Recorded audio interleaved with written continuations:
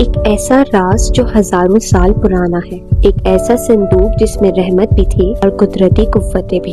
یہ کیا تھا، کہاں سے آیا، اور سب سے بڑی بات آج کے دور میں کہاں ہے؟ تابوت سکینہ۔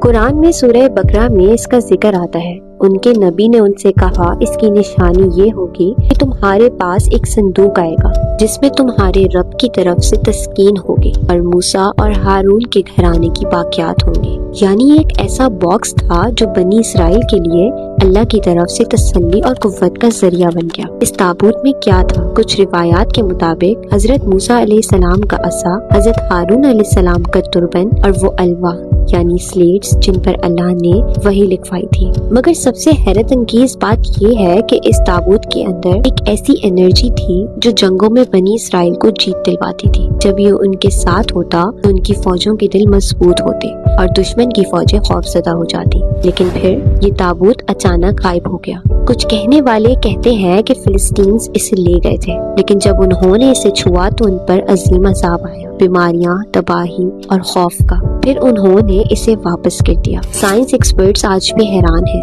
کیا اس صندوق کے اندر کوئی الیکٹرو میگنیٹک پاور تھی؟ کیا اس میں کوئی ایسی چیز رکھی تھی جو ریڈیشن ایمٹ کرتی تھی اور جو لوگوں کو مار دیتی تھی؟ کچھ لوگ کہتے ہیں کہ یہ ایک ڈیوائن ٹیکنالوجی تھی جو انسانوں کی سمجھ سے باہر ہے۔ سب سے بڑا سوال یہ ہے کہ تابوت سکینہ آج کہاں ہے؟ کچھ تھیوریز کے مطابق یہ اب بھی زندہ ہے، زمین کے کسی کونے میں چھپا ہوا، اور کچھ کہتے ہیں کہ جب امام مہدی کا ظہور ہوگا تو تابوت سکینہ دوبارہ سامنے آئے گا اور یہ پھر سے انسانیت کو اللہ کی قدرت کا ثبوت دکھائے گا۔ سوچنے والی بات یہ ہے، کیا تابوت سکینہ ایک اسپرچول میریکل تھا یا ایک سائنٹیفک ڈیوائس جو اللہ نے اپنے انبیاء کو عطا کیا؟ اور اگر یہ کل ہمارے سامنے آ جائے تو دنیا کس حد تک بدل سکتی ہے؟